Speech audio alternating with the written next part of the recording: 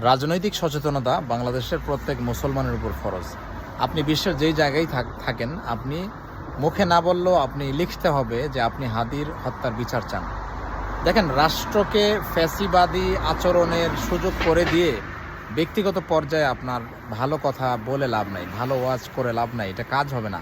কারণ রাষ্ট্র যদি চায় মানুষকে সভ্য বানাইতে পারে, রাষ্ট্র যদি চায় ভালো কাজের পৃষ্ঠপোষকতা করতে পারে, রাষ্ট্র যদি চায় তাহলে হচ্ছে যে খারাপ কাজের খুনের পোষকতা করতে পারে। যেমন আমরা হাদির খুনটা দেখলাম, এটা রাষ্ট্রের সমস্ত শক্তি সবাই মিলে হাদিকে হত্যা করছে। আর আমি যে ফতোয়ার কথাটা বললাম, আমি কিন্তু একজন মুফতি। আমি শুধু হানাফি মাযহাব না, আমি আল ফিকহু আলাল মাযাহিবিল আরবা, 4 মাযহাবের উপরে ফতোয়া দিতে পারি।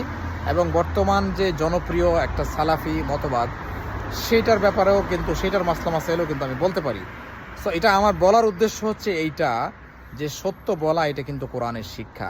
আপনি হচ্ছে যে ভালো ভালো কথা বলবেন, কিন্তু রাষ্ট্রের গুরুত্বপূর্ণ বিষয়ে আপনি চুপ থাকবেন, এটা হচ্ছে বোবা শয়তানের কাজ। কোরআন আমাদেরকে সত্যের ব্যাপারে স্পষ্ট করে বলতে বলছে। কোরআন আমাদেরকে হাদিস আমাদেরকে বলছে, অন্যায় কাজ যদি তুমি মুখে বাধা দিতে না পারো তাহলে তুমি হাতে বাধা দাও।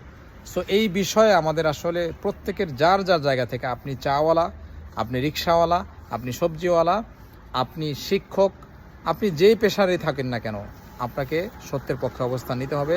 রাজনৈতিক সচেতনতার কোনো বিকল্প নাই। যদি রাজনৈতিকভাবে আমরা সচেতন না হই, তাহলে কিন্তু আমাদের রাজনৈতিক মুক্তি কখনোই হবে না।